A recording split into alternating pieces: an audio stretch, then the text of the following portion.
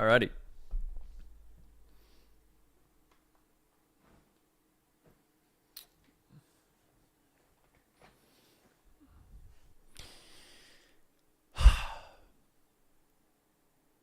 We back. We back, baby. All right. I am going to make sure everything is Gucci. One more time. Because I realized I could just record the live stream anyways, which is, that'll work. And then we should be Gucci. Okay. All right. And I wonder if there's a way, I think there's a way for me to see your guys' comments, which would be dope. I might literally just have to check the live stream every now and then, which is no biggie. No biggie, no biggie, no biggie. Okay. Where do I get my pendants from? Different places. Different places. One of them is called Cernucci. Really dope place. This is actually where I got the Chelsea chain. I will show you real quick. Super dope e-commerce brand, and pretty much they got a lot of licensed pendants for a ton of different things. I think mainly soccer is why I shop there, because yeah, they got the Chelsea pendants and stuff like that. Super basic Shopify website when you look at it. Interesting banner, but yeah, their ads are really good and they got great products. So yeah, I bought it. But I want to get into some things. Let me turn on my record and we shall begin this party. All right. This is it. E-commerce State of the Union. What is going on in the e-commerce world? It is currently Q4. The most money that will ever be made is happening right now, and I want to teach you how to get a piece of that. Now, I have a video that has recently come out today that explains a lot of the things that my team is implementing to get results. But in this, because it is the 10K subscriber giveaway, I want to really just give back to you guys. And I want to record that again for intro purposes. Let me actually do like kind of an intro. You guys will sort of see how it goes. So ladies and gentlemen, today is all about me because it's my 10K subscriber giveaway live stream. And if you missed the live stream, you're a complete noob. Be there or be square, and you have chosen to be a square. And I'm basically just going to break down some things that I'm learning right now. I got a lot of thoughts in my brain right now that I want to kind of dump upon you guys and just see if anything resonates, if I can give you one good tip of advice today, one golden nugget. That's really all I'm aiming for. I think with longer videos like live streams, there's a lot of rambling, there's a lot of jargon, there's a lot of dead space, and I want to try to make this as impactful as possible with the least amount of editing.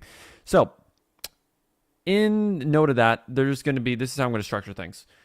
I'm going to cover a few things that are on the top of my mind.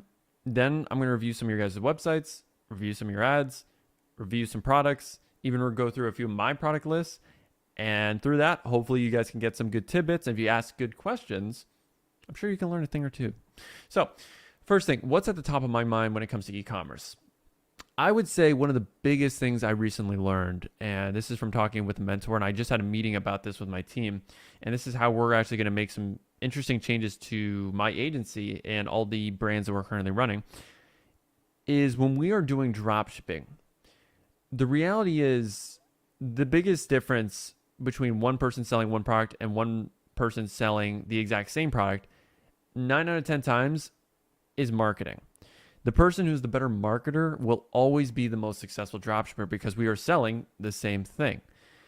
Now you can say, well, what if they execute the website better or the offer better? And yeah, that plays definitely a part in it. However, I'm a true believer that the best marketer always wins in dropshipping. And in some cases, and there was a great comment recently in one of my videos where someone said, you know, I tested this sleep mask and it never worked for me. I tried it on TikTok. I actually tried it multiple times and it didn't work for me. And when I read that comment, I thought to myself and said, yeah, if I looked at this product, which is a sleep mask, if I was on TikTok, would that really be something I would be interested in buying? TikTok being a platform that's more for broader audiences, that isn't great at interest targeting and narrowing down. TikTok is pretty much a platform mainly for broader types of products that can be used by anyone. Slippers, for instance, chains, necklaces. So when I looked at that product and I looked at why he wasn't successful, I thought to myself, duh. No wonder why I wasn't successful. It's a sleep product. That's incredibly niched. It's incredibly it's incredibly narrowed down. And if I was someone who wanted to sell that product as the marketer I am, I'm going to try to serve those ads into the audiences where I know they are. And for sleep audiences, I would say I can really narrow down on two major platforms, being Facebook, YouTube, and also I would say Google as well. Because when I looked at the sleep mask that this person said I wasn't able to scale, I know for a fact a good friend of mine, Jordan Welch, scaled the sleep band to over $1 million. And he did it through two ways. He did YouTube ads and he did Facebook. And I was able to find out about this store because he actually was narrating one of his ads on YouTube. I was listening to an ASMR video at night because I listen to ASMR. I'm an absolute freak. I'm an absolute dog. In fact, I'll be working sometimes and I will listen to ASMR because it calms me down. And when you're an entrepreneur dealing with a lot of fires, you gotta have a clear head. It's either that or lo-fi music. I mean, everyone has their kink in terms of music and audio. I feel like I'm too ADD to just have no background noise when I'm working. I have to have something in my ear. Probably should get checked for that. But anyways, I was listening to an ASMR video and his ad popped up before that. And I thought, yeah, that's really smart. ASMR, it's sleep. People want to sleep and they can't figure out a way to do that. They rely and they cope with these videos. So yeah, a sleep band, I mean, that's the perfect marketing. That's the perfect placement of the ad compared to TikTok, which TikTok is more like a billboard to me. It's shown to a lot of different people that all have different demographics and different interests and different hobbies. It is for broader things. So when I was really thinking about that, I was like, yes, this reinforces the statement that the best marketer will always be able to scale a product. And it's not really about the product. Everyone's big on, how do I find the winning product?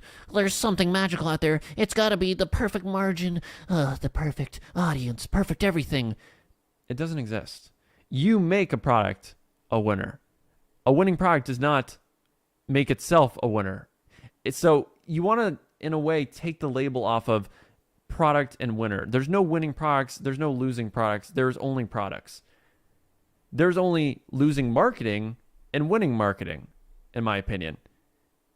It's a very, very, very profound statement right there. There is no such thing as a losing or winning product. There's only losing or winning marketing. If someone can give me a quote for that right now, I mean, Jesus Christ, I'm spitting straight facts out here. Jeez. But I really do believe in that. Because in one hand, you can have the same product. One person markets it horribly, gets no results. They blame the product. And on another hand, you got Jordan Welch, who knows how to market, who knows how to put the extra mile, knows the right platform to advertise that product, and he scales it to 1 million. And I'm pretty sure he sold the brand. Big difference. And all it came down to was the platform he chose and the execution of the marketing. Because I know, for instance, I have specific products at my agency, and we do a lot of testing solely on TikTok. And I've really thought about it. And I'm like, I don't think I would ever buy that product if I saw that as a TikTok ad, but if it was on Facebook, I could definitely see it. And this also applies to brands we're working with at the agency. There are certain products that just work well, super well on Facebook, and even Pinterest. Pinterest is another one. I know if I have a female-based product, especially for moms, older females, Pinterest is perfect. That is exactly where my target audience is. Now, you can find your target audience on other platforms, but if you want the cheapest cost and you want to really narrow it down, Pinterest is great. And I would say, when you're trying to figure out how do I outcompete other people, how do I outmarket them, because we all have the same products at the end of the day. So how do I become better at marketing? I would say a way that you can get better results in people without even really becoming a better marketer is just through learning a platform that other people are not really using. When people are zigging, you need to zag. Everyone's going on TikTok right now, including my agency. We've really doubled down on trying to become the best TikTok ad agency, and I've even realized that's pretty stupid. And if we learn how to do this omni-channel approach where we have the tool set and we have the skills to be able to look at a product and say, all right, let's run Google ads for that. Let's run Pinterest, or let's run TikTok. If we have all of those tools, we can easily outmarket and find the right platform and get incredible results for our clients compared to just relying on TikTok and hoping TikTok finds our right audience. So in the spirit of zigging instead of zagging, or and yes, basically just doing the opposite of what others are doing, I would say look into other platforms that people are really not talking about, that are untapped.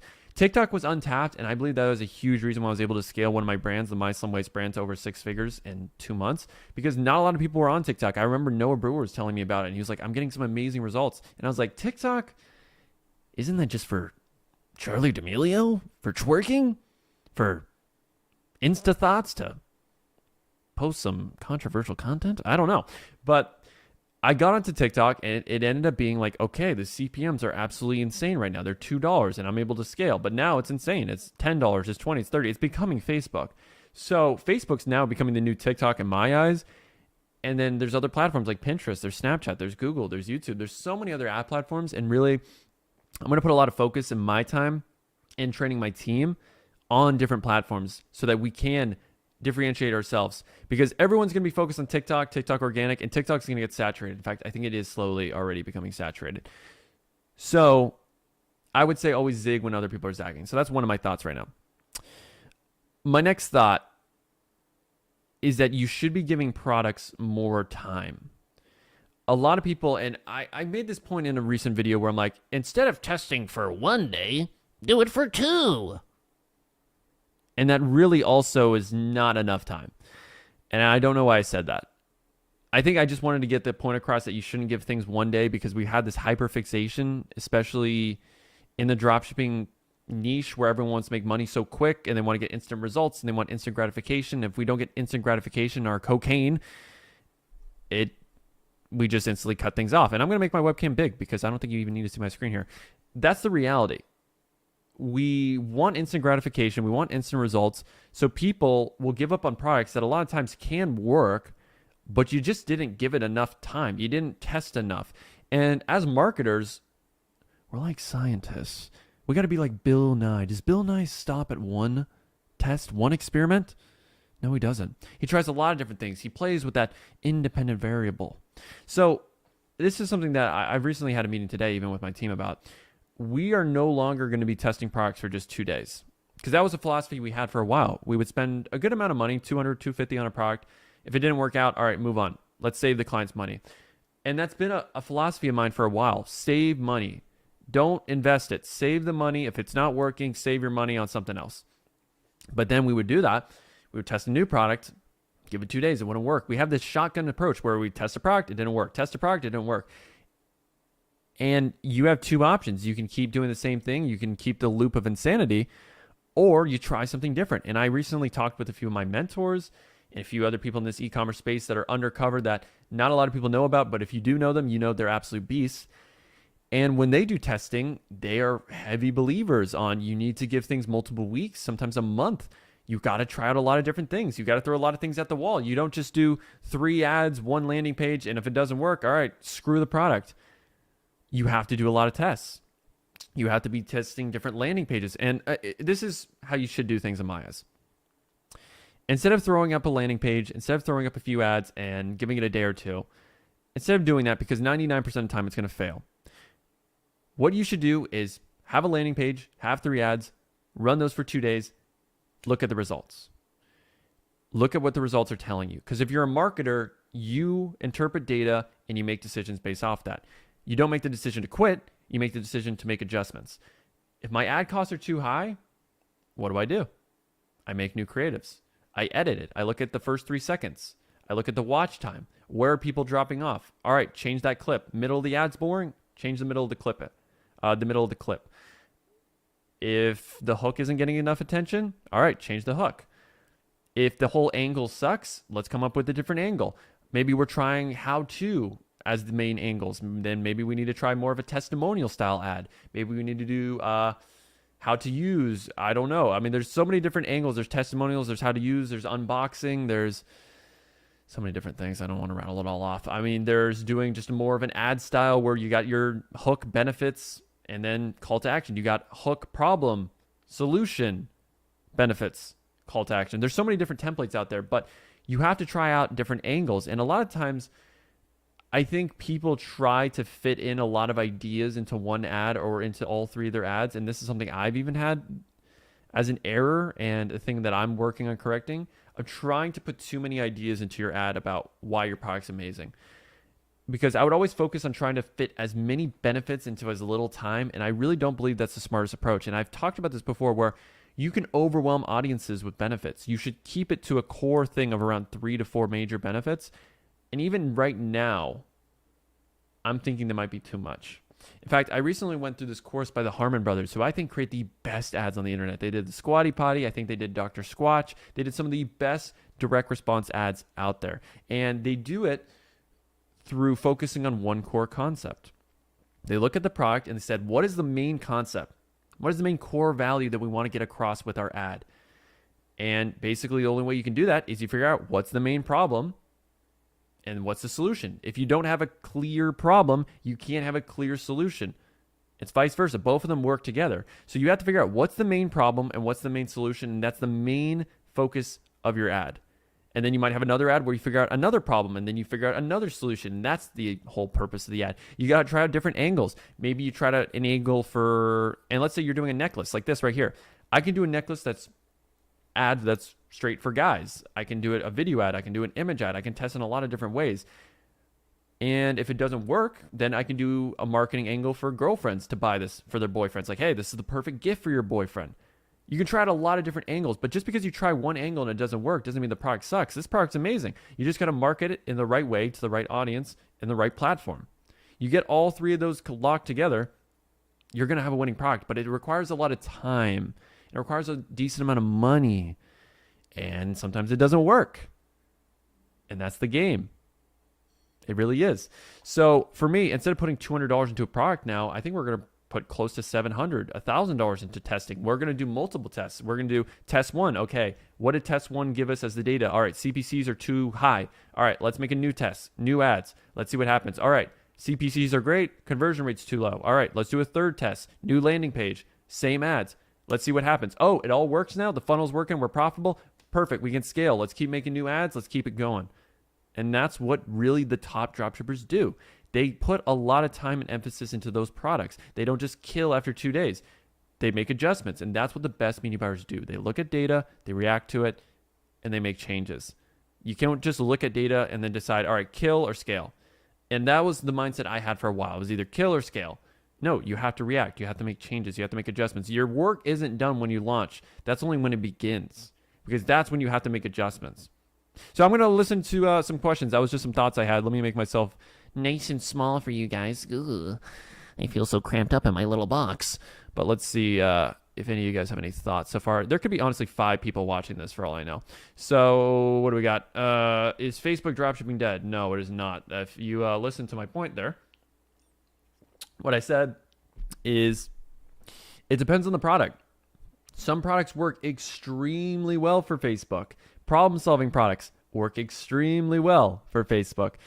Products that are for a niche audience. If I know I'm selling a product and it's for a niche audience, I am going Facebook first. I will not market it on TikTok first, because TikTok is more for general broad products. If I'm doing home decor, which is primarily image ads, I'm probably going to do Pinterest, I'll probably do Google, and I'll probably do Facebook. Those are the major platforms for advertising those problem-solving products. If I got a baby product, I'm not marketing babies. Babies I don't even think is an interest on TikTok right now. Parents, you can't do that. But what can you do on Facebook? I can literally market to parents that have a child that's 1 year old or 3 years old, or that's in preschool, or that's in middle school. You can really narrow it down. So TikTok doesn't make sense for that product. It would make sense on Facebook. But you have to learn these different platforms. If you want to become a successful dropshipper, I believe in 2022, you have to master multiple platforms. You can't just be a one-trick pony anymore. And a lot of times in the past, it was master Facebook, and that did work. And I think it still works because Facebook is that powerful. TikTok, if you're going all in with TikTok, I think that's incredibly stupid.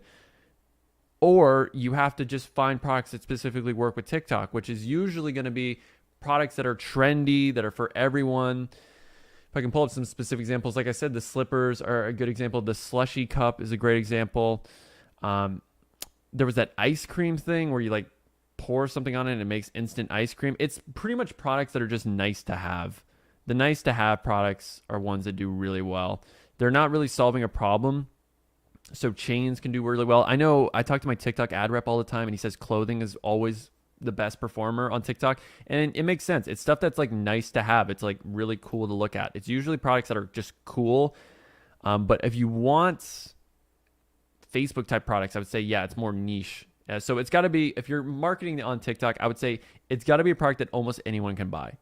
Necklaces, chains, toys, gadgets, technology. Or it has to be the most niched, a huge niche. So fitness, makeup, beauty. I mean, those are huge audiences.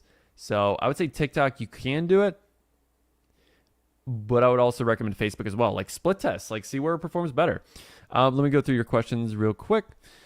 Cernucci is great. Review my site. Robert, send me your site. I will review it if you're still on here. And let's see, is this stream going to be saved? I am recording it, so you are Gucci. How do I have a lower CPA on TikTok?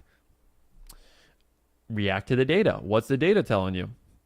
If the data is saying my CPC is too high, if you're at a $2 cost per click, then all right, I know I can easily lower that from $2 to 60 cents or 50 cents. So what am I going to do? I'm going to test new creatives, new angles. If my CPC is at 60 cents, but my CPA is still too high, then that's probably a conversion rate problem, which means I won't even tweak anything in TikTok. I'll just have a new landing page and then I'll send traffic to that page and see if that converts better. A lot of times it's stuff outside of the ad account that makes the biggest difference on your CPA. So it can be your conversion rate, it can be your back-end optimization, having a better email sequence for abandoned carts so that you get those to convert into purchases. It's a lot of different things. You got to react to the data. What is the data telling you? Is your CPCs too high? Is your conversion rate too low? Or is it working perfectly? Are you getting too many add to carts but not enough purchases? React to the data and make the right adjustments. It's as simple as that. Only coming from left earbud. Only left. It's not my fault you guys can't afford headphones that have working earphones on the right. I'm joking with you. I'm sorry that it is only coming from the left. Again, this is my first time kind of live streaming. This feels like a video since you are so good at talking. I'm blushing. Oh, really? So nice. All right, next. Do I work out? Honestly,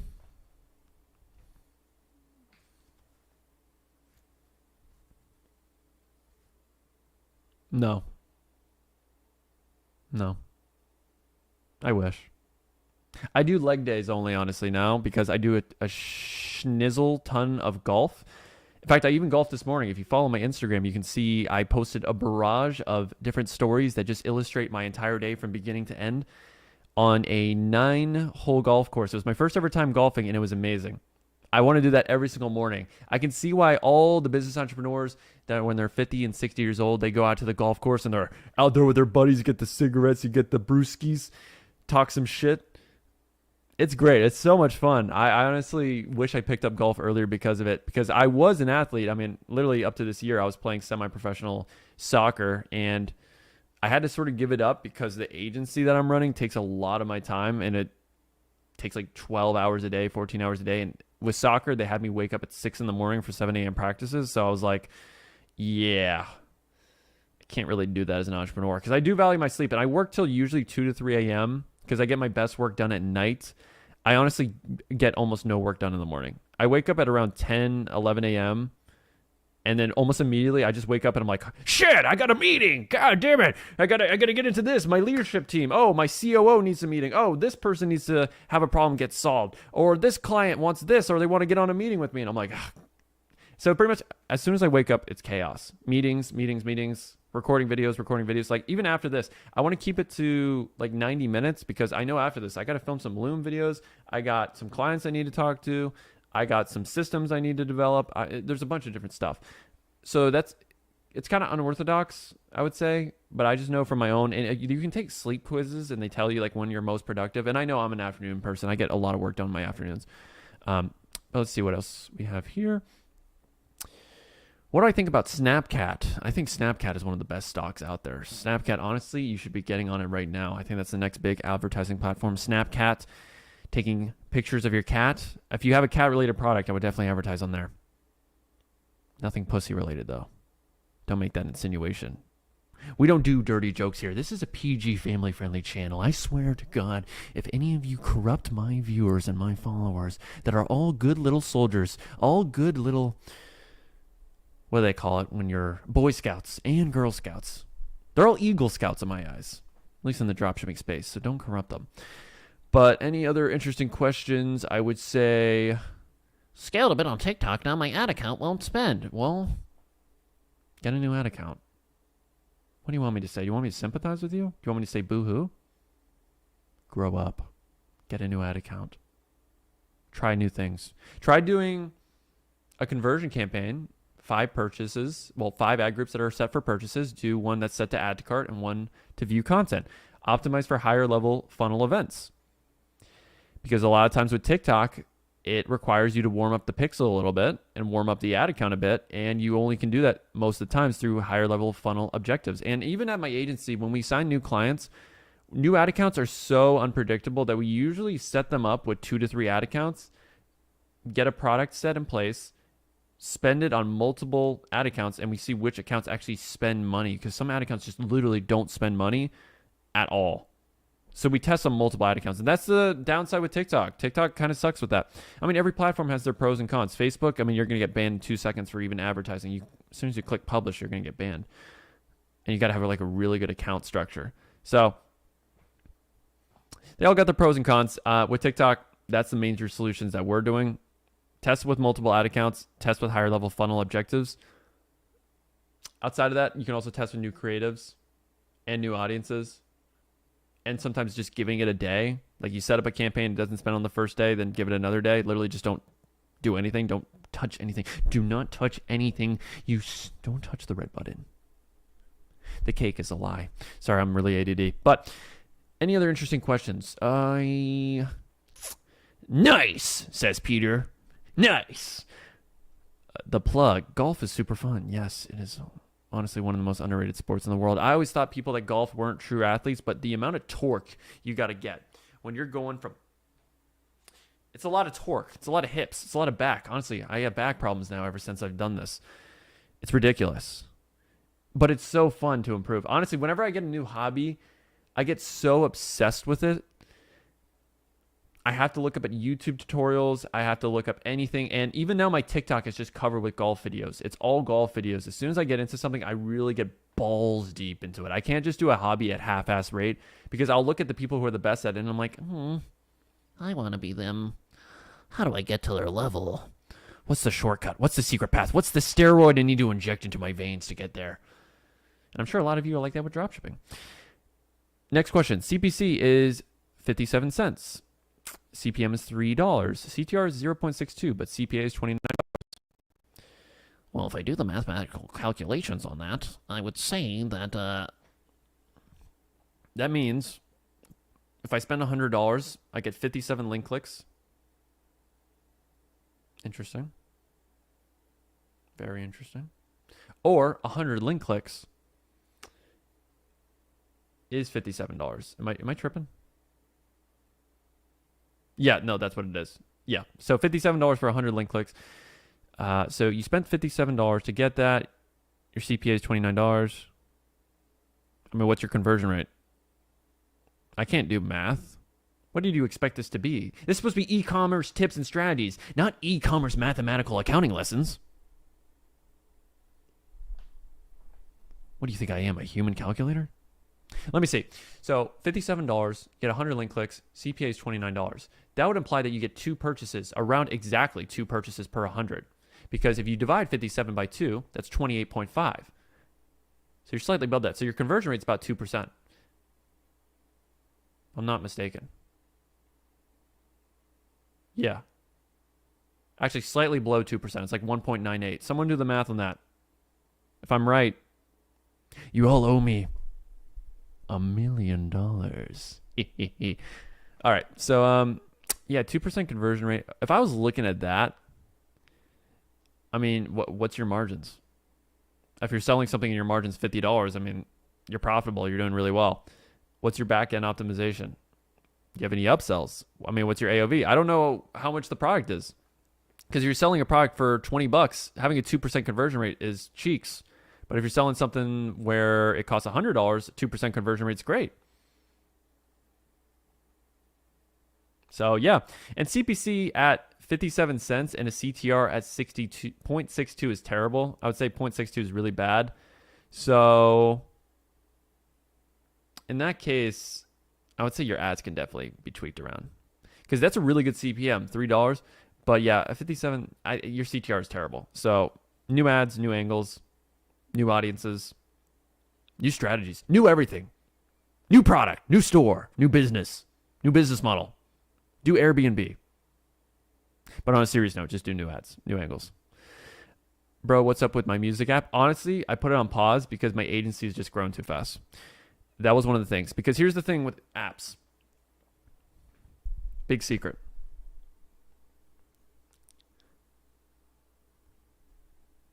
Let me make me big. They make no money. They make no fucking money. They burn money. So don't start an app unless you have $1 billion. Especially a music app. You know how many music apps are profitable? None. Spotify burns hundreds of millions every single year. Apple Music burns hundreds of millions every single year. There is almost no profitable music app out there. So I could put my time into this beautiful app and try to grow it and develop and invest all my resources, which is honestly just my bank account, into it because I don't have investors. Or I can put my time and energy into my agency where I know I can deliver the most value and get the most results and charge more money, because the amount you can charge is relative to the amount of money you can attain for a client. So if I make a client $50,000, I can charge $10,000, $15,000, $20,000. Compared to with a music app, I can probably help people get views. Views are worth dick. In some cases, they're worth money, obviously, but it's nowhere near close to an agency. So here's what happened with my agency. I'll explain this to you, because I think over the last 6 months, I've learned more about e-commerce. I mean, not even e-commerce, about entrepreneurship than ever before. Because I've never had a business that have had more than 5 employees.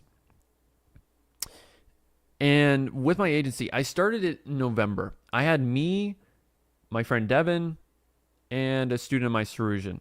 Sarujan built the websites. Devin was a sales guy. I did the media buying. I did the client fulfillment. We did that for 3 straight months. In fact, I also did sales as well. And when we did that, I also was writing the descriptions of the products. I was finding the products. I was creating the ads. I was creating the websites. And I was doing the sales calls. Also while running a YouTube channel and an app. So it wasn't very sustainable. So I did this for about 3 to 4 months. I actually got some pretty decent results, scaled a few brands to $1,000 a day. And then I hired my first employees, my first media bar, who was a student of mine. I posted a story. I'm like, hey, I need media bars. Hired a dude. Went really well. Then in April, I hired my first sales rep. And we were doing about consistently 10 grand every single month. Signing like 2 to 3 new clients. It's all right. Nothing too crazy. Nothing I can flex. And that's all that matters in business. Screenshots that I can flex to make you guys jealous and feel worthless and puny and pathetic when you realize a 21-year-old is doing better than you in life. But that's not really the case. So I did that. I hired my first sales rep, who was a client of mine. Super passionate kid. He brought me this winter dropshipping product, and it was in April, and we were trying to make it work, but it just didn't happen because the season had passed. So he was incredible at communication as well. So this is what I'm going to do for you. I'm going to give you the chance to become a sales rep. And I train him about how I do sales, because I went through a lot of programs. I've even had sales call mentors that reviewed my calls and would roast me nonstop. So I've done sales for a while. I've done it for nearly 2 years, because I had a coaching business as well, and I scaled it to $500,000, and I was doing my sales calls. So yeah, subtle flex. And I trained him, and we started launching ads for the first ever time on Facebook. And I'm sure you guys have seen these ads, like DM me on Instagram, those ads. And we scaled from 10 grand a month to 90 grand a month like that. I can't snap my fingers because I'm a pussy.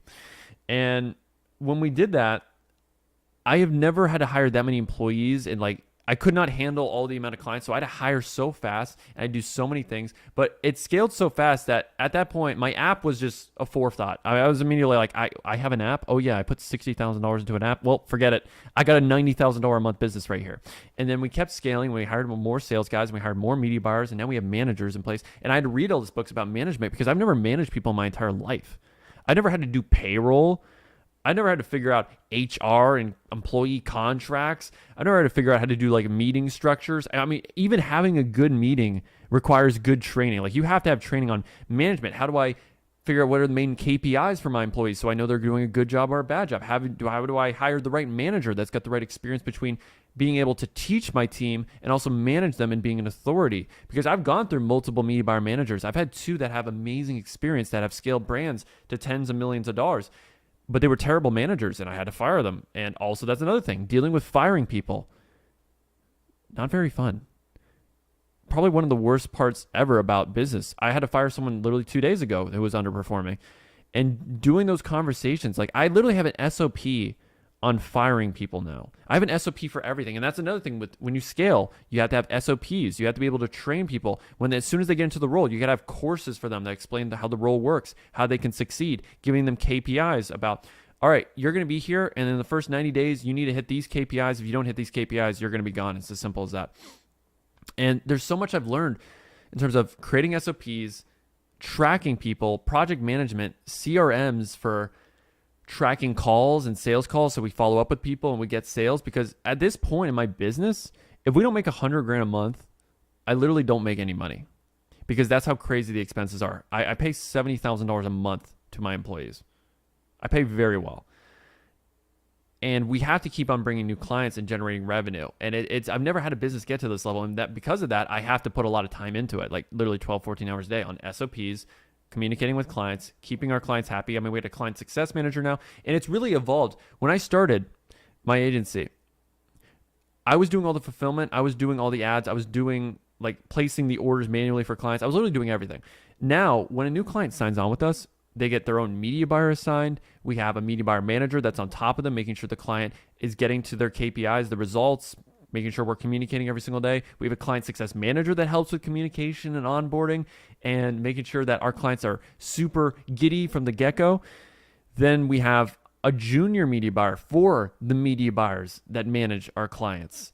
And that junior media buyer is a Filipino virtual assistant that creates the websites for our clients, because you can train virtual assistants to create amazing websites, and you don't have to pay them that much. It's like $5 an hour. So they can build multiple websites. So I can have a media buyer that manages 5 clients, and each day we can test a new product for all 5 clients, tell the virtual media buyer, hey, or the junior media buyer, set up 5 websites, takes an hour, boom, we got 5 new products, 5 new websites.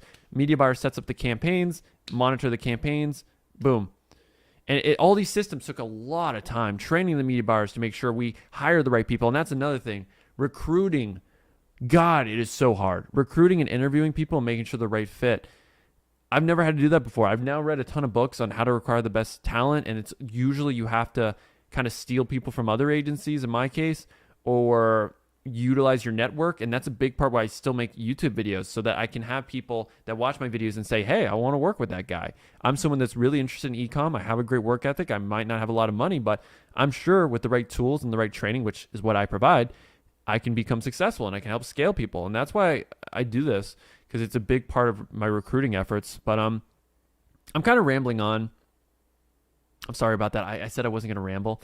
But yeah, just so much has happened. Like now we partner with a supplier that automatically fulfills orders for our clients and does 1 to 2 week shipping.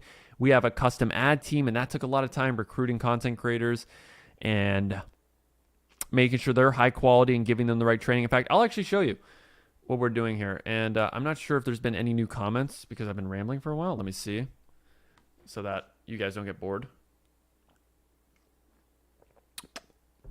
Water. God, I needed that. How to fix TikTok net spending. I don't know. Rewatch this live stream. I already talked about it. Figure it out. Hey, to scale TikTok video ads, do you use the same video, all 6 ads in one campaign?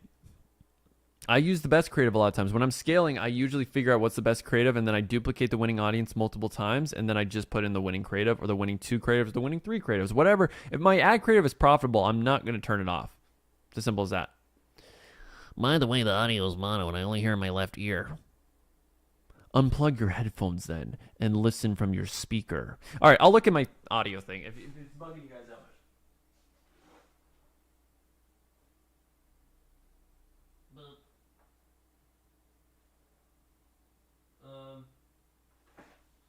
Yeah, I'll be honest, I'm not an audio technician, so I have no idea what the hell's happening.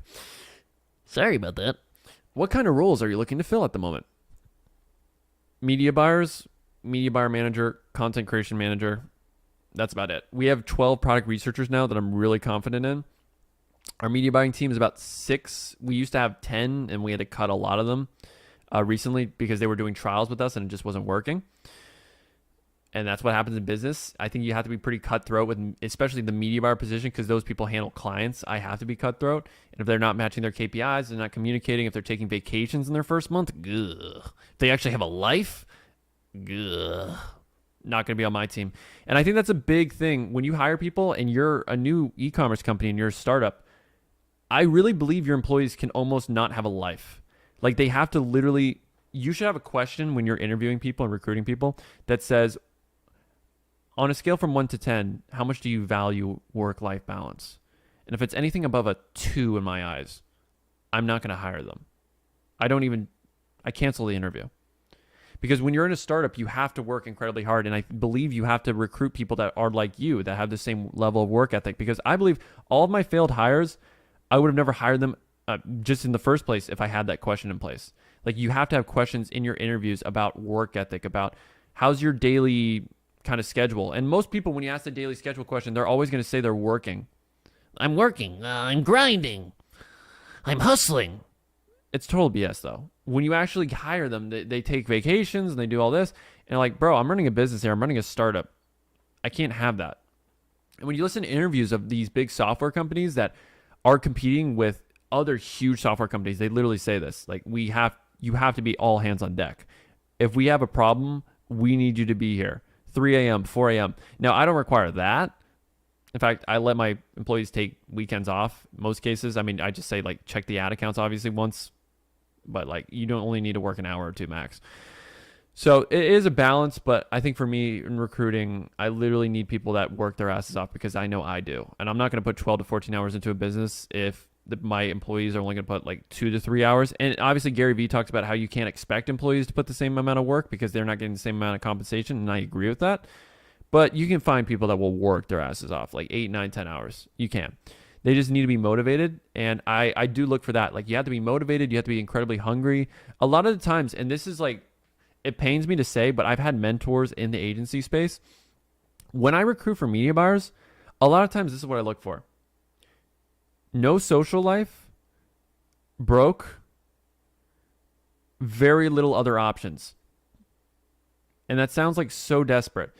But if you have a media buyer that has no other options, they have to be successful at your agency. They're broke, so they're going to depend on you.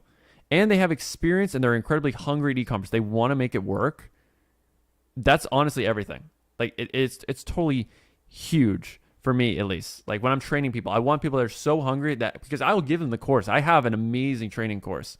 It's nuts. So they go through it, they learn, and obviously we also want people to have a ton of experience. And we go through that, make sure they have the right experience. Because if they're hungry, you notice that and they get amazing results. You notice such a huge difference between people that want to learn more and people that just want to make money. It's huge, huge difference. And you can almost spot that. And I would recommend, honestly, auditing your team. If you're noticing people are just there to collect a paycheck versus I want to learn more and I want to provide strategies, cut them.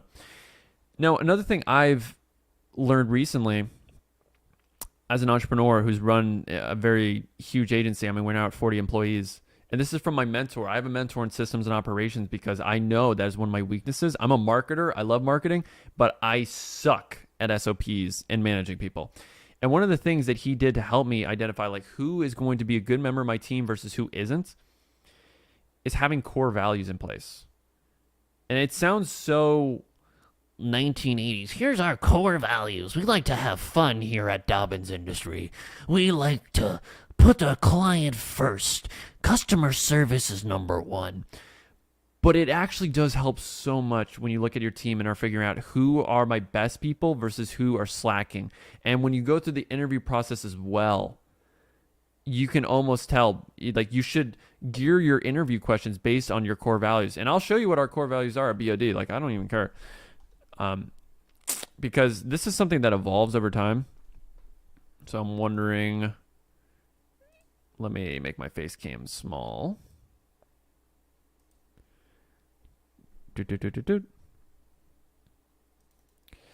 So my core values in my agency are we want people that are reliable and accountable. And I think that's a huge thing when you're hiring someone. They need to be someone where if you assign them a task, they need to be reliable. They have to be accountable. Someone that can, if you assign them anything, they will get the job done right. Then another thing I look for is people that are selfless. So they put the team above them in terms of when you look at their actions, are they helping out other people on their team become better, learn more, help them solve problems? Because we have specific channels where like, hey, media buyers, if you ever have a problem with the client, we have a specific channel for that. Post your problem and we'll as a team figure it out. And I look for people on my team and I see how many people are responding and are attentive. And those are the people I want, and they get promoted, they make more money. I want people that are loyal, they respect everybody. And I think culture is such an underrated thing when you're scaling a business. It really is, because if you're not building relationships, if you're not creating the culture that you want, people will get out of line and it creates so much crap. In fact, we've had like major issues where because we had a bad manager in place that wasn't managing the team, it causes outcries. It will cause a stampede. It will cause a coup in some cases. And I've had that happen. Like we had our content creation manager who just wasn't managing our content creators well enough. And then we had some content creators get upset. And then they asked for more money and asked for more work. And I'm like, I don't have that. I'm not going to pay you more money. And then a lot of people we had to fire. And then we find more people because they're very replaceable. But it happens when there's just not good management. So you have to have meetings in place. You have to have one-on-ones in place. You have to be listening to people. You have to be treating them the right way. And you have to have an environment where people can criticize and provide feedback. And there's a lot that goes into that, but I'm not even going to harp on it. But yeah, those are our core values. So let's see if you have any questions at all. I launched a product. I only made 2 sales when I spent $50 on ads. The rest of the budget spent no sales, so I lowered the price to $15 and got $80 in sales when I put $20 in ads. Well, there you go. You adjusted. You made a change to your offer. I think that's one of the smartest things you should do. Always make adjustments to your offer because that's going to make the biggest difference. Let's see. I think that having a mentor is a total scam because my last one didn't make me sales, so I think that's complete BS. Well, that's incredibly stupid. That's the complete wrong mentality. A mentor isn't going to make you successful. They're going to provide you with the roadmap that made them successful, and then you have to follow and execute at a high level. If you don't execute their strategies at a high level, that's on you. Maybe you're not cut out to be an entrepreneur. Maybe you need to learn more. Maybe you need to practice more. Maybe you need to fail more. A mentor isn't going to make you successful. Just investing money and hoping, oh, They're going to do all the work for me. Well, I invested, so now I'm going to be instantly successful through osmosis. No, that's complete BS. A mentor's job is to look at your situation, give you a fresh set of eyes, see where you can improve. They'll let you know, oh, this is where you're struggling. You need to make better ads. You need to make a better website. This is what you need to do instead. And you have to execute. I've coached people and I've had people that have made $3 million and I've had people that made $3 with the same exact strategies. And it all came down to execution. In business, 90% of business is execution, 10% is strategies. And the mentor will provide you with strategies and also help you with the feedback on what you need to improve on. Because when you're doing entrepreneurship alone, a lot of times you can't self-analyze. You don't know where you can improve because you haven't had a fresh set of eyes that has had the success, that has had the experience and knows where you can really improve.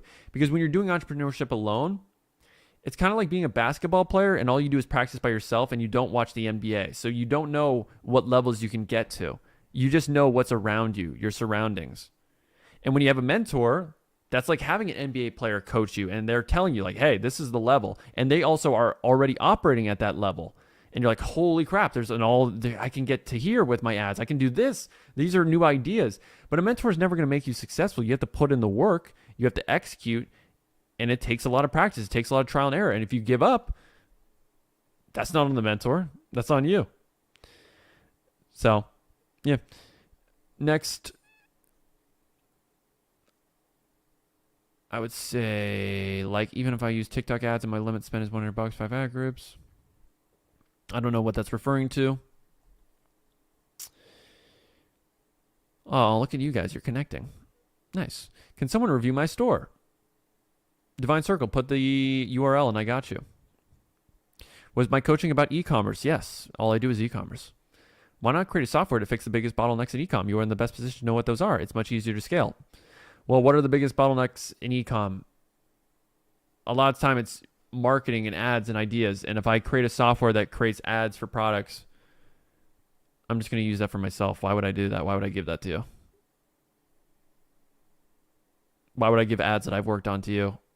Unless I know I will make more money through a subscription of giving those out because I know these products suck and these ads suck. Which I'm pretty sure that's just what Viral Vault is. Like, isn't that what Viral Vault is? They give you products and they give you ads and they give you a description. but they give it to 1 million people, so everyone's doing the same thing, so it never works out for anyone, but they make all the money because it's a subscription. Yeah, I don't believe in that stuff. That's why I also don't believe in product research tools that hand you products, because everyone's going to test the same products, and everyone has, like, and in fact, some give you descriptions too. So everyone's going to copy the same description, sell the same product, sell it at the same time, sell it on the same platforms, and then they'll have slight tweaks to the ad. But if you're all selling something at the same time, it's going to get super saturated. You're going to compete in the same markets.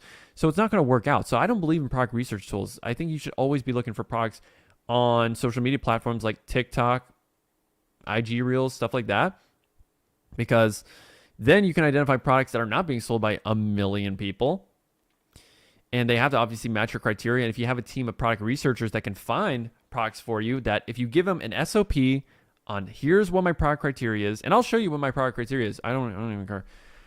Let me go product research criteria. Yikes, I spelled it wrong. Okay, let me just do criteria.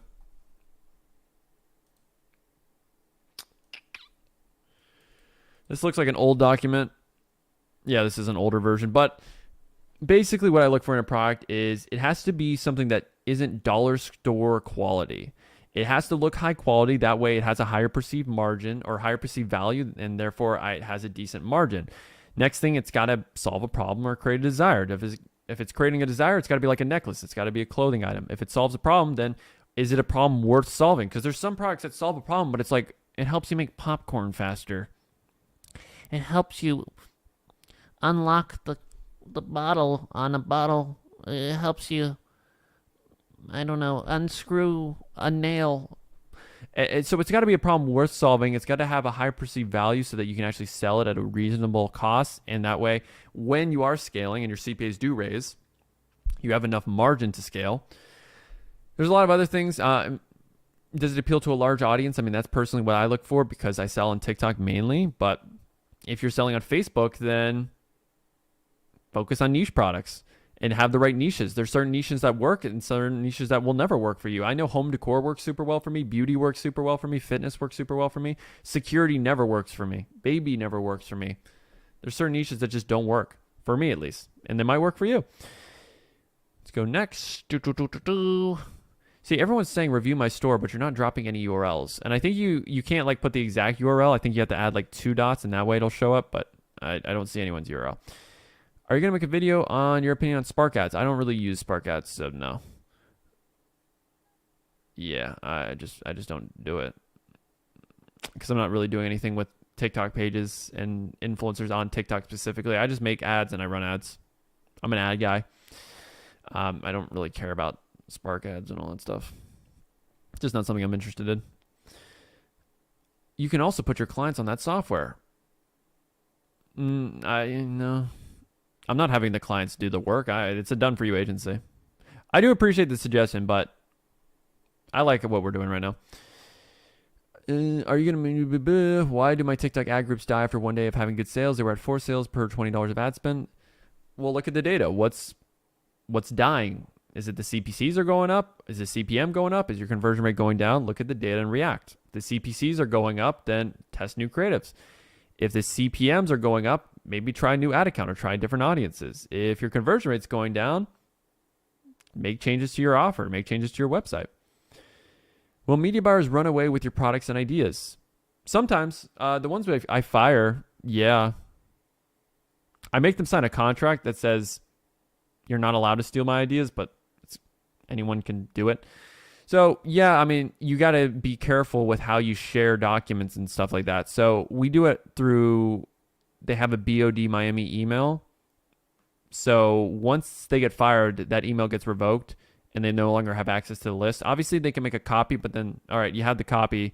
It's not going to update. And we always are testing new products and new ads and new everything. So those products will die down eventually in like a month or 2. So, yeah, it happens. That's just what happens in the game.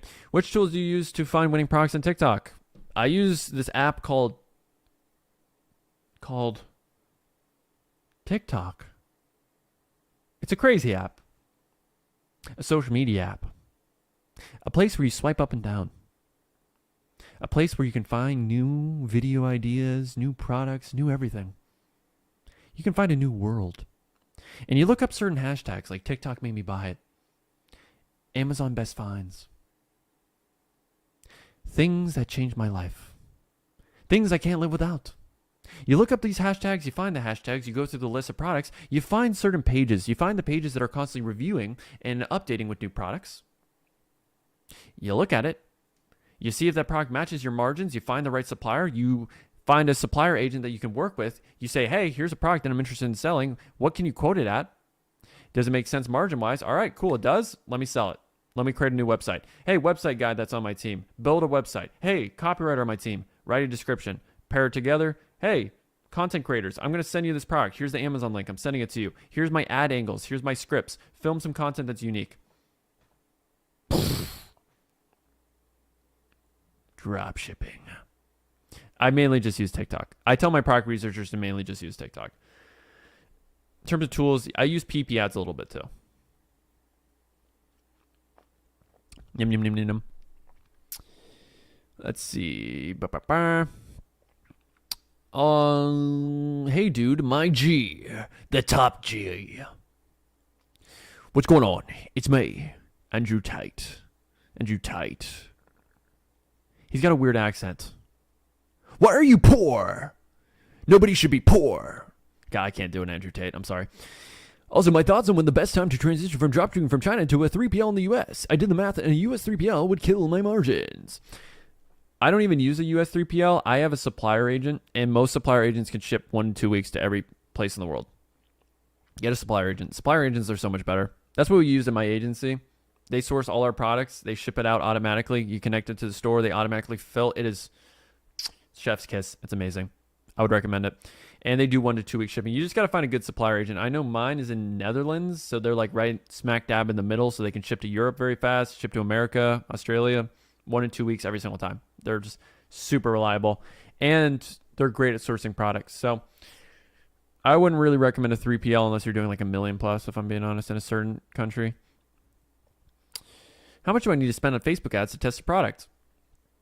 Well, early on, we were just talking about how when you test a product, you should give it multiple tries, and you should really be focusing on making a product work rather than killing it and trying to test a bunch of products. So in my humble opinion, I would say about 500 to 1,000 is a good range, because then you can do multiple tests. So you can spend $100 with your first test, with your first initial landing page and your first initial ads. You react to the data. You say, all right, is my CPCs too high? All right, let me make new ads. Let me put more money into my ads and making new ad creatives. All right, my website sucks. Make changes to the website. Test again, react again, test again, react again, test again, react again until either it works or you're 3 or 4 times into it. You spent $750 to $1,000. Then you cut it and move on. And I know it's more expensive, but I believe that is the smartest way of becoming successful rather than putting $50 into a product and testing 20 products. Because people think if I test a lot, that gives me a better chance of success. I disagree with that. I think testing a fine amount, like focusing on 3 to 5 and then focusing on the quality of those tests and making changes and reacting to that data will actually lead to more success. Is there a problem with audio? I can only hear on the left. Welcome to the party. Guys, just don't listen with headphones, I guess. I don't know what to tell you. How much do I pay my media bars? So it's confidential. Honestly, it changes. When I first started, I paid them about market average, which after working and having a mentor who also ran a very successful automation agency, the market rate's about $125 a month per client they manage plus profit share. In some agencies I know, and I'm not going to say any names, they do $125 a month per client you manage and then no profit share, which I thought was stupid. So I originally started at $150 a month plus 10% profit share, meaning if they generate $10,000 a month for a client, they make $1,000 extra. So, and that's another thing. When you hire people, they have to be incentivized to be successful. If you just give them a salary and there's literally no bonuses or no structure in place for them to be successful in their role, they're just going to half-ass it. In fact, with my media buyer manager who manages my media buyers, I tell him, like, he also gets a cut of the profit share. So if we are having a lot of success and a lot of cumulative money is being made from the profit share, they get a bigger percentage and they make more money. And I believe everyone should be incentivized in a way to become successful and generate results. If they're not, if they're stagnant, if you just get a set salary and that's it, they're going to leave. They're going to get unhappy. They're going to want more. So yeah, what we do now, is $250 a month per client you manage plus 10% profit share. And also you get a fee. You make money every time you onboard a client. You get $30. So do the math. You manage, on most cases, I think the average media bar on my team manages 15 to 20 clients. So if we do 20 clients, that's $5,000 a month plus 10% profit share.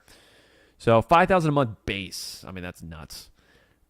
If I was starting out and making $5,000 a month doing dropshipping, and plus they all get a junior media buyer, which does a lot of the work for them. So basically, we have a list of products, about 100 plus. The media buyer will go through the list with their 20 clients, and they'll be like, all right, here's the products we're going to test today. Junior media buyer, my assistant, my slave, set up these websites. And we have a template they use. They build the websites. Then the media buyer checks on the websites, makes changes if any changes are needed, launches them. We also create the ads. So we prepare a product. Like when we find a product, we add it to our list. We make creatives. We write the description. We get everything ready. And then the media buyer is able to test the product once everything's done. So they have everything ready to go. And then, yeah, they test. And based on the data, they make changes to the website or they request more ads from our content creation team.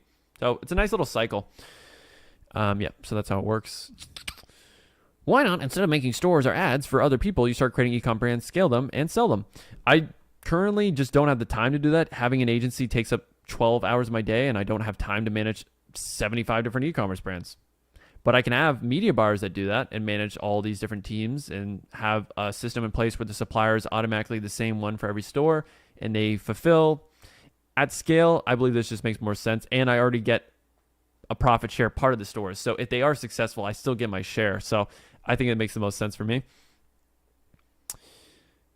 My TikTok Ads Manager also doesn't track conversions correctly. I can have 20 conversions in TikTok that say, blah, blah, blah. Is there any way to fix it? No, that's just attribution. Sometimes it's just attribution and you got to give it time and TikTok will eventually get the right number, but it's never going to be 100% accurate. The only way you can really fix it is if you use something like Hyros or Triple Whale, which costs $200, $300 a month. So you have to be scaling to get to that level. Is it true that TikTok users are more online shopping savvy and thus will go and buy on Amazon instead, especially with popular how Amazon find... That's a theory. I think you can say that about any shopper, Facebook, Pinterest, everywhere. You got to create a brand. If your store looks fake, if it looks like a scam, yeah, they're going to go to Amazon. But if you have a great template and you do one product stores, which is what I always do, and you make it branded and you make it feel like this is the only place where you can buy a product, I don't believe they will go on Amazon. But it's about execution. If your websites suck, they're going to go on Amazon, 100%. Is it a good idea to make your own ads in the beginning? Depends on your budget. If you have the budget, hire content creators.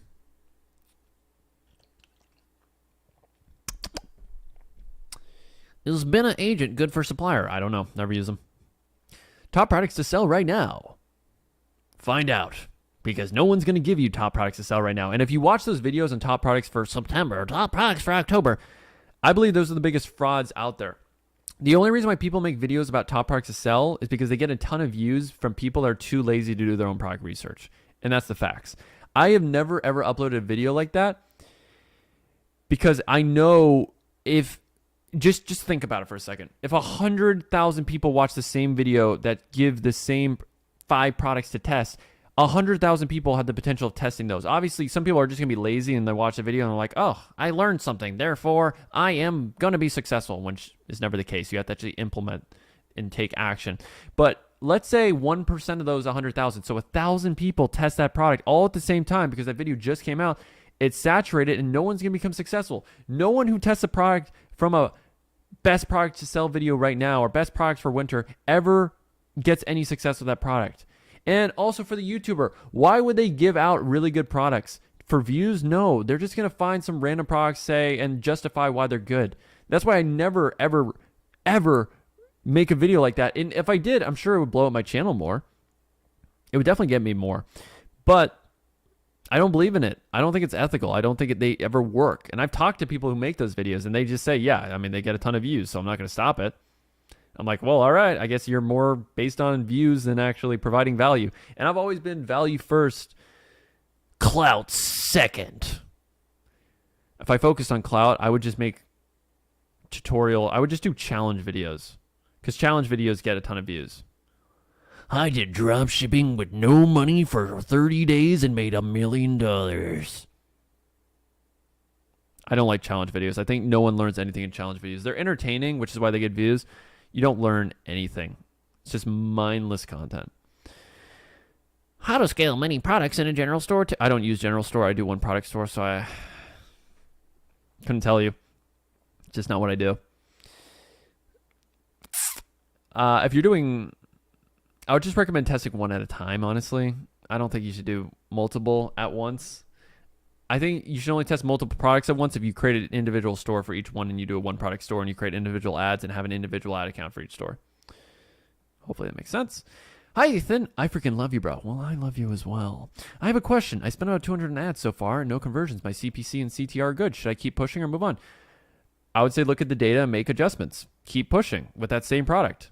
If you believe in the product and matches your criteria, it has good margins, it has good wow factor, it's very unique, it's not too saturated, and you got a good, as you said, good CPC and good CTR, so you have good ads, then your conversion rate must suck. So you got to make changes to your website. Change the offer up. Maybe you're charging too much for your product. Maybe there's not enough social proof. Maybe your description's not convincing enough. Maybe your photos are too whack and too cheesy and you need to find better graphics. What's your current testing strategy right now? I mainly do TikTok, so it's one campaign, 5 ad groups, $25 a day for the daily budget, 3 ads. Lowest cost, United States only, TikTok only, no interest, ABO. Yeah. What are your views on using other content to test to see if the product is winning? I mean, I've done it before. I don't directly just rip an ad and then repurpose it, because if you do that, it's not going to work ever and TikTok will ban you. I do sometimes take a bunch of clips from the internet, splice it together, and make an all new ad with an all new, what do they call it? It's not IP, but it's a new creative. I mean, it's just basically a new creative in TikTok system. I don't know why I'm blanking on that terminology. But yes, I will take clips from the internet. But when it comes to my agency now, we have a content creation team, and that's why I wanted to get away from doing that, because at scale, it's just not going to work to rip other people's content. So I have a content creation team now. I just send the product to. I find the product on Amazon, send it to them, give them marketing angles, tell them, like, here's the major benefits, give me ideas, give me ads, and I'll critique them and tell you if they're good enough. Do I hire media buyers with no experience? Very, very rarely. Very rarely. How many ad sets? 5. 5 ad sets. I will only hire a media buyer with no experience. No experience? I mean, I don't think I ever have hired a person with no experience. No, I don't think I have. I think at the very least, you need to at least show me proof that you've tried dropshipping. In fact, I look for media buyers that if they were not working for me, they would be dropshipping. They would be doing e-commerce. I don't want to look for people that are looking for jobs. That's why I never hire media buyers from LinkedIn, because people on LinkedIn just look for jobs. I want entrepreneurs that are media buyers. I want problem solvers. I want action takers. I want people that can think like an entrepreneur, because when you're a media buyer on my team, you manage brands for our clients. So I think you should have at least a couple years experience, like 1-2 years. I mean, I've hired people with 1-2 years experience, but hey, they showed me, hey, I scaled this product at least. I did this. They can show me a pattern of taking action, of solving problems. I think you need that, and that's a bare minimum for me. I think when you're a new agency, yeah, you might have to hire people with no experience because you're desperate. I'm not desperate, though. So I know I have certain criteria and I have certain standards for experience, for work ethic. And if they don't match that criteria, then I don't need to hire them. Like, you shouldn't be in a position where you're desperate enough where I can only hire the one person I interviewed. Why do I hire entrepreneurs if they're going to leave? Who said they're leaving? Who said they would ever leave me? I got entrepreneurs on my team that manage their own brands. And here's the thing, because I've thought about that too. If you want to hire entrepreneurs at your agency, you have to give them freedom. Meaning, and this is how I angle it. You can work at my agency, and if you get your work done, you can have side hobbies. You can have other businesses. And I do have that. I have media buyers that get their work done. They communicate with their clients. They test the products. They get results. And then when they're done with that, the extra 2-3 hours they have in the day, they focus on their own brands. Who says you can't do both? My COO, my number 2, the guy right under me, has an e-commerce brand he also manages. but he gets his work done. He prioritizes my agency first. He prioritizes my clients first. He gets his work done, and cool. He's done. Extra 2-3 hours in the day. He checks his ad accounts, communicates with his team. He gets his stuff done. So you can hire entrepreneurs onto your team, but you also have to realize if they are going to join your team, they need to prioritize your work first, their business second. But you can do both. And if you have an enticing enough offer, like there are entrepreneurs, yeah, sure, I have media buyers that say, hey, I scaled a brand to 80 grand a day, 150 grand, whatever. What are you doing now? Oh, you don't have a business that's scaling? Oh, you're making no money right now? Oh, you're broke? You scaled, but then you put 100,000 into inventory? All right, well, hey, join my agency, do e-commerce, learn more about e-commerce, learn new skills, learn new strategies, make a ton of money, and also get money that you can invest into another business that you can do on the side of this. Why not do both? And that's the way I angle it. I can't send the link in chat. Well, that's a shame. What's my best advice for someone getting into dropshipping, organic, or ads? Prepare for failure is what I would say. You're most likely going to spend 6 months, a year, 2 years, and not get any results. And if you can overcome that, and if you can plan accordingly with your budget, with your time, and invest into the right courses and knowledge, you will succeed.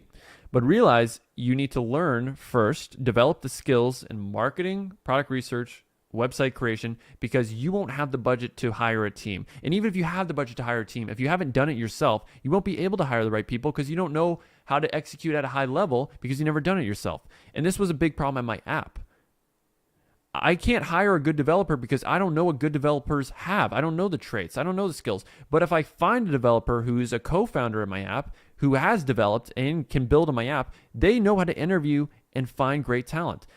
But if I'm someone who's starting dropshipping and I have an amazing budget and I'm like, all right, let me find a website designer, I don't know what to look for. I don't know what a good website is because I don't have the frame of reference. I haven't done it myself. So I would say, do it all on your own first. Do every single role first in every single asset. Make your own ads. Do TikTok organic, do whatever. But learn it first and develop your skills over time. So first you need to learn the skills by investing into a course or a mentor. Find the right person, find the right course. Udemy has a ton of great courses. I have a Udemy course that's just still relevant. It's like $70. You can get into it. Super easy. I make no money from it anyways because I didn't want to make money from courses. So you go through a good course, you learn it, then you apply those strategies every single day. And after 6 months to a year of testing, refining, executing, you will get to the point where you will be successful or you will give up.